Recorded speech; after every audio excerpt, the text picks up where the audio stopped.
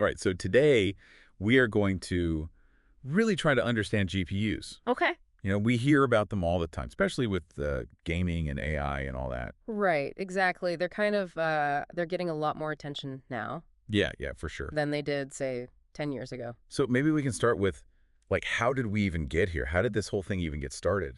Well, the journey of GPUs, it's actually pretty fascinating. Okay. Initially they were just purely for graphics processing. Right. It was all about making those pixels, look as good as possible on the screen. Yeah. But I think the real turning point came with the advent of programmable GPUs. Okay, so what does that mean? Programmable. Yeah, so before that, GPUs were basically hardwired Ooh. to do very specific graphics tasks. I It bet was like a fixed set of instructions. they could only do, like, this one thing. Yeah, pretty much. Wow. But then people started realizing, hey, these things have a lot of processing power. Right. Maybe we can make them do more. Uh, And that's when programmable GPUs came onto the scene. okay. So suddenly, developers had a lot more flexibility. They could actually write code to tell the GPU what to do Oh, interesting. beyond just graphics. Yeah. It was a pretty big deal. I bet. So I guess that kind of opened up the floodgates for all sorts of new applications. Absolutely. And that's exactly what happened. Mhm. We started seeing people using GPUs for things like scientific computing and even early attempts at machine learning. Wow. So this was all happening, like, way before AI became, like, the buzzword it is today. Oh, yeah, definitely. There were a lot of pioneers, experimenting with using graphics APIs for general purpose computing. Okay. It was really innovative stuff. So it sounds like there was a period where it was kind of like the Wild West with people figuring out all these different ways to use GPUs. Yeah, it was a bit like that. And then when did things start to become more standardized? Well, a key moment was the introduction of NVIDIA's CD in 2007. Oh, okay. CDA. I've heard of that. Yeah, that was a game changer. Oh, so. It provided a much more user-friendly way to program GPUs. Okay. It basically made it easier for developers to harness all that parallel processing power. So CDA was like the key that unlocked the potential of GPUs for a wider audience. Exactly. And around the same time, AMD also made some big strides with their Radeon HD 2000 series. Right. They adopted a unified shader approach, which made their GPUs even more flexible for programming. So Right. it was a really exciting time, with all these advancements happening in parallel. So we had this shift from fixed function graphics chips Yeah. to these incredibly versatile and programmable processors. Right. But I'm curious, where are we seeing GPUs being used today? Besides, making our games look amazing, of course. Well, gaming is definitely still a major application. Yeah. But it's really just the tip of the iceberg. Oh, okay. GPUs are now being used in a huge variety of fields. Like what? For example, in scientific computing, they're accelerating simulations and modeling in fields like physics, chemistry, climate science. Wow. They're also being used for data analytics Okay. to handle those massive data sets. Mm-hmm. And of course, machine learning and AI, that's a huge area where GPUs are essential. Yeah. Yeah, I've heard a lot about that. They're really good at training those complex neural networks. So it sounds like anywhere you need serious number crunching, GPUs are the go-to solution. Pretty much. They're also making a big impact in image processing, Okay, enabling real-time effects and high-resolution rendering. that makes sense. So, yeah, they're pretty versatile. Okay, but what is it about their architecture that makes them so different from CPUs?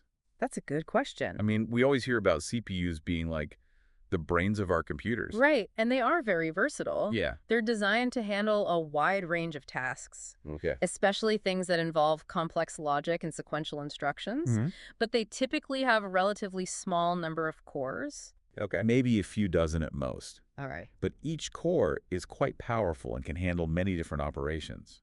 So CPUs are like the multi-talented all-rounders. Yeah, I like that analogy. Okay. GPUs, on the other hand, they're built for a different kind of performance. Okay. How so? They excel at massive parallelism. Parallelism. Yeah, meaning they can perform the same operation on tons of data points at the same time. Oh, wow. So they have thousands of cores. Thousands. Yeah, but each core is simpler and designed specifically for this kind of parallel processing. So it's like having a massive team of specialized workers all tackling a task simultaneously. Exactly. That's a great way to put it. Okay, that makes sense why GPUs are dominating in fields like image processing and machine learning, Right. where you're dealing with tons of data that needs the same calculations done over and over. Exactly. Okay, so that's the hardware side. Yeah. But how do people actually program these things? Ah, good question. It sounds pretty complicated to write instructions for thousands of cores working in parallel. It definitely takes some skill, I bet. but there are different approaches. Okay. The two most popular are CUDA and OpenCL. Okay. CUDA is specific to NVIDIA GPUs, Right. while OpenCL was designed to be more cross-platform. So it can work with GPUs from different manufacturers. Exactly. Cool. So if you want to tap into the power of GPUs, learning one of those is pretty essential. And it's not just about learning the syntax. What else is there? You need to understand how to optimize your code to take advantage of that parallel architecture. Right. How to manage memory access efficiently. Okay. Avoid those common pitfalls. So it's a whole different ball game compared to programming for CPUs. It is, yeah. Huh, interesting. But that's also what makes it so fascinating. So I'm hearing a lot about architecture and programming models. Yeah. And it's making me wonder, where is this technology headed? Ah, the future of GPUs. Yeah, what's the state of the art right now? Well, one of the biggest trends is the ever-increasing memory capacity. Okay. Modern GPUs can pack in a massive amount of data, which allows them to tackle even larger problems entirely in memory. Wow. So it's like giving those thousands of workers an even bigger workspace. Exactly. They've got more room to maneuver, more data to crunch. That's incredible. And then there are innovations like NVIDIA's tensor cores. Tensor cores, what are those? They're specifically designed to accelerate tensor operations. Which are? They're crucial for machine learning. Oh, okay. So basically, they're making AI even faster. Huh. Sounds like tensor cores are like specialized tools purpose-built for the unique demands of machine learning. You got it. And AMD is also pushing the boundaries with their Radeon Instinct MI series. Okay. Those are designed for high-performance computing. So both companies are constantly pushing the limits of what's possible with GPUs. And what about the software side? Oh, that's constantly evolving too. Yeah. New programming models, new optimization techniques, it's all happening really fast. So it really is an exciting time to be following this technology. It is, yeah. But to bring this all down to earth a bit, Sure. can you give us some concrete examples of how GPUs are being used in the real world today? Absolutely. Let's take online retailers. Okay. They use GPUs to analyze tons of sales data. This helps them do things like optimize pricing, Okay. personalize recommendations for customers, Oh, interesting. manage inventory more efficiently. So the next time I see a you might also like suggestion on my screen, there's a good chance a GPU is involved. Very likely. And beyond e-commerce, they're playing a big role in climate modeling, Oh, wow. accelerating those simulations, helping scientists predict climate change. Huh. That's pretty amazing. And self-driving cars, they use GPUs for real-time image processing Right. and decision-making. Yeah, so it's clear that GPUs have come a long way from just making our video games look better. Definitely. They're now at the heart of so many emerging technologies. Right. But like any technology, I imagine there are some challenges and limitations. Oh, absolutely. What are some of those? Well, one of the biggest is memory bandwidth. Okay. You have thousands of cores all needing data, Yeah. and getting that data to them fast enough can be a real bottleneck. Huh. It's like having a super efficient team, but the supply lines can't keep up. Exactly. It's a constant challenge. What else? Power consumption is another big one. Right. I've heard they can be pretty power hungry. They can be, especially the high-end ones. Yeah. And then there's reliability, especially in those large-scale deployments. Like data centers. Yeah, those GPUs run nonstop. Right. So even small failure rates can lead to big problems. Hmm. And of course, we can't forget about the programming complexity. Yeah, we touched on that earlier. It's a specialized skill, and it can be quite challenging. So even with tools like CUDA and OpenCL, there's still a steep learning curve when it comes to mastering GPU programming. There is, yeah, it's not a walk in the park. It sounds like incredible power comes with its own set of challenges. That's often the case with technology. But before we move on, I'm curious. Yeah. You mentioned other types of processors earlier. Right, CPUs and FPGAs. How do GPUs stack up against those? Well, it's not really a case of one being better than the other. Okay. It's more about choosing the right tool for the job. Right. CPUs are great for general purpose computing, Okay. especially tasks that involve complex logic and sequential processing. Mhm. GPUs, on the other hand, are specialized for that massive parallel processing. Hmm. So they shine in areas like image processing, simulations, machine learning. What about FPGAs? They're very interesting. Okay. They're highly customizable. What does that mean? So you can actually configure their hardware to be specifically optimized for a particular task. Yeah, wow. So they can be incredibly powerful. Hmm. But they also require specialized expertise to program, I see. and they're not as widely applicable as GPUs. So it sounds like we have a pretty diverse landscape of processors these days. We do, each with its own strengths and weaknesses. And it's all evolving so rapidly. It is. It's an exciting time to be involved in this field. It really is. Yeah. Well, we've covered a lot of ground already, from the evolution of GPUs to their applications, the challenges they face, and even how they compare to other types of processors. We have. It's been quite a journey. I'm already eager to hear about what the future holds for these amazing devices. Well, we'll dive into that in our next segment. Sounds good. I'm looking forward to it. It really is remarkable to think about where GPUs might go from here. Yeah, I'm really curious about that. What does the future hold for these things? What kind of crazy applications might we see down the road? Well, it's always tough to predict the future with absolute certainty. Right. But we can look at some of the emerging trends and kind of get a sense of where things might be heading. Okay, so what are some of those trends? What has you excited? Well, one area that's really fascinating is quantum computing. Oh, wow, that's like next level stuff. It is. It's still early days, Right. but it has the potential to revolutionize so many fields. Okay. And one of the big challenges in quantum computing is simulating those quantum systems. Simulating. What do you mean by that? So to really understand and harness the power of quantum mechanics, Yeah. we need to be able to simulate how these systems behave. Hmm. And those simulations, they require an insane amount of computational power. Ah, I see. And that's where GPUs come in. Really? So GPUs could be used to help us unlock the secrets of quantum mechanics. Exactly. They could play a crucial role in accelerating that research. That's incredible. It is, and that's just one example. Okay, so what else is on the horizon for GPUs? Another trend I'm seeing is the rise of edge computing. Edge computing. Yeah, so instead of sending all your data to the cloud, Uh, you process it closer to the source. oh, okay, and what's the advantage of that? It reduces latency, so things happen much faster, Okay. and it enables real-time decision-making. So how do GPUs fit into all of this? Well, they're perfect for edge computing because they can pack a lot of processing power into a small form factor. Right. So imagine a world where smart devices, autonomous vehicles, Yeah. even entire cities are powered by GPU-driven edge computing. It's like a hyper-connected, intelligent future. Exactly. And GPUs are at the heart of it all. So we've got quantum computing, edge computing. What other exciting developments are happening in the world of GPUs? Well, we're going to see continued advancements in the hardware itself. Okay, like what? More powerful processors, Okay. more specialized cores. Like those tensor cores we talked about earlier. Exactly. And on the software side, Yeah. we're going to see new programming models, Well? new optimization techniques, all aimed at unlocking the full potential of these devices. It's really amazing to think about how far GPUs have come. It is, and the pace of innovation is only accelerating. Yeah, it's really exciting. It is.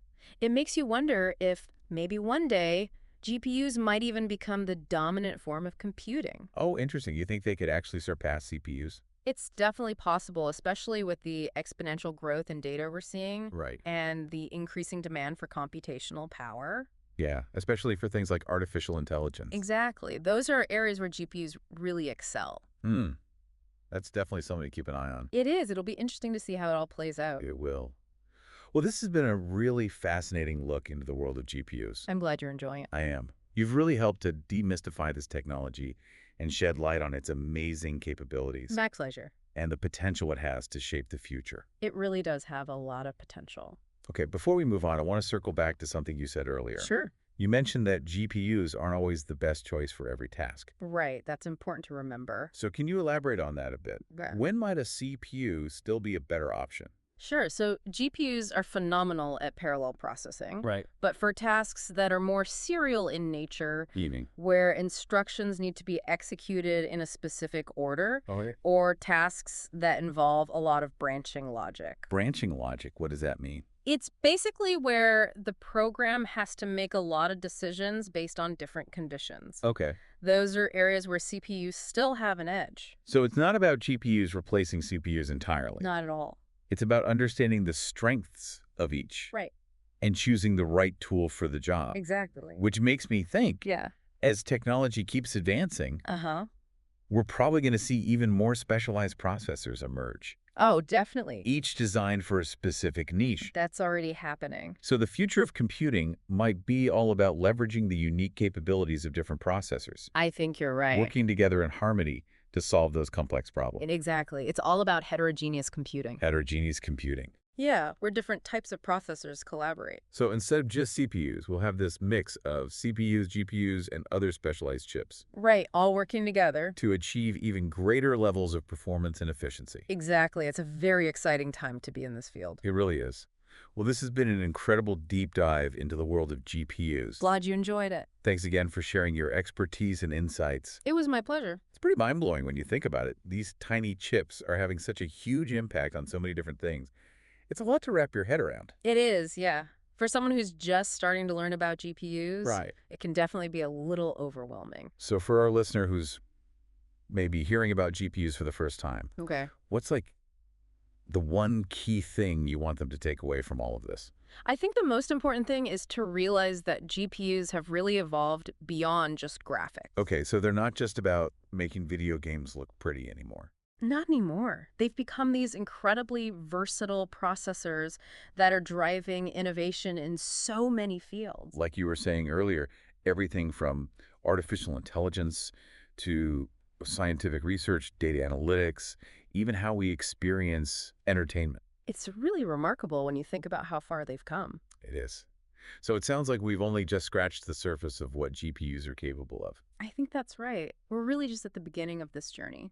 What are some of the most exciting possibilities you see for the future of GPUs? Well, it's always hard to predict the future with absolute certainty, Right. but one area where I think we'll see incredible advancements is personalized medicine. Personalized medicine. Yeah, imagine a world where doctors can use GPUs to analyze your individual DNA Wow. and create treatments that are tailored specifically for you. Wow, that's like something out of science fiction. It does sound pretty futuristic, Yeah. but with how quickly GPU technology is evolving, Right. it might not be that far off. That is pretty mind-blowing. And what about other areas? Well, I think as GPUs become even more powerful and more energy efficient, Okay. we could see them being integrated into even more devices and everyday applications. Like what?